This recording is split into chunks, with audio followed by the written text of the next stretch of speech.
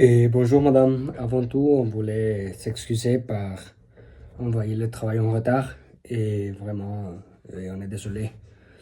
Et on veut changer cette mauvaise perception que vous avez de nous et maintenant on va vous rendre le travaux de EMC. Bon, nous comme groupe 4, on a eu le sujet de la distinction comme signe de supériorité. Par cela, on a fait, notre présentation est divisée dans trois parties. Donc trois grandes parties plus la conclusion. La première partie va commencer à la dire Aaron. Bon, première partie. Comment la distinction fonctionne-t-elle dans cette scène? Dans la BD, la distinction va apparaître surtout à travers les personnages des milieux favorisés. Comme par exemple Michel, sa famille et certains amis. Ils vont utiliser ses goûts et ses caractéristiques pour se faire voir différentes ou plus élevées.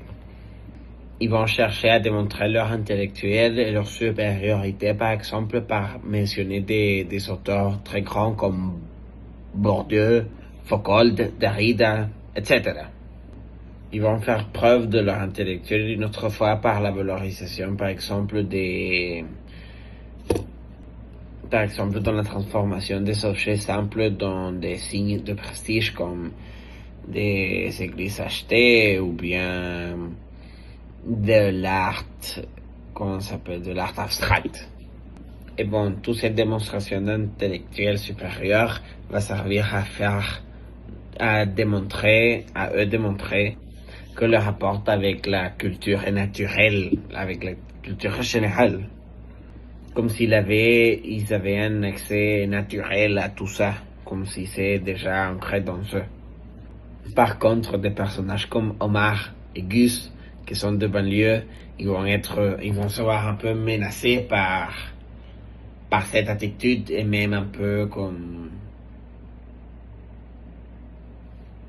ils savent pas. Et donc, la distraction dans cette BD va fonctionner en mettant en valeur les goûts rares et raffinés comme l'intellectuel et les auteurs très bons et le mépris vers les activités plus populaires comme aller dans une piscine publique qui va être critiquée dans la BD. Après, pour la deuxième partie, on se questionne que montre Bourdieu sur l'usage social des goûts. Bourdieu explique que les goûts ne sont jamais neutres. Ils sont liés à l'origine sociale. Les classes favorisées utilisent la culture comme instrument de domination symbolique. Dans la BD, cela apparaît clairement. Par exemple, les personnages cultivés lisent la distinction, mais ils l'utilisent surtout pour montrer qu'ils savent de quoi il s'agit. Ils maîtrisent aussi un vocabulaire culturel plus soutenu. Par exemple, ils parlent de peintres comme Chagall ou des essayistes comme Camus ou Malraux. Ainsi, ils dévalorisent ce qu'ils considèrent comme des goûts vulgaires. La musique fort disease, la piscine bondée, les sandwichs triangles, les séries ou les dessins animés comme par exemple Peppa Pig. Puis finalement, comme le dit Bourdieu, la culture devient un outil de légitimation qui permet d'apparaître supérieur dans... Puis finalement, comme le dit Bourdieu, la culture devient un outil de légitimation qui permet d'apparaître supérieur sans jamais le dire explicitement. Dans la BD, les goûts raffinés deviennent donc une manière de marquer la frontière entre ceux qui savent et ceux qui ne savent pas. Bon, comme dernier point de cette exposition, on va parler de comment la BD, comment cette distinction va créer une hiérarchie sociale. Et bon, c'est un peu le même principe qu'on a parlé avant. Et cette hiérarchie sociale va classer les individus par leur capacité à avoir des goûts rares et raffinés. Et bien clairement, leur capacité d'apprécier certaines cultures. Et cette hiérarchisation, on peut l'avoir par exemple, on peut l'avoir dans la socialisation, les conversations entre les personnages et aussi les réponses, car par exemple des personnages comme Michel, il dit je me rappelle pas la page, mais il dit je me sens un con, et c'est car il avait l'impression qu'il n'avait pas le même humeur que tous ses amis avec plus d'argent, plus riches, car il avait la sensation qu'il n'avait pas la culture Et même quand les jeunes dans la classe de banlieue lisaient les textes, par exemple de Bourdieu, ils se sentaient exclus car ils possédaient pas comme les connaissances suffisantes pour continuer la classe et la conversation avec les profs et tout ça.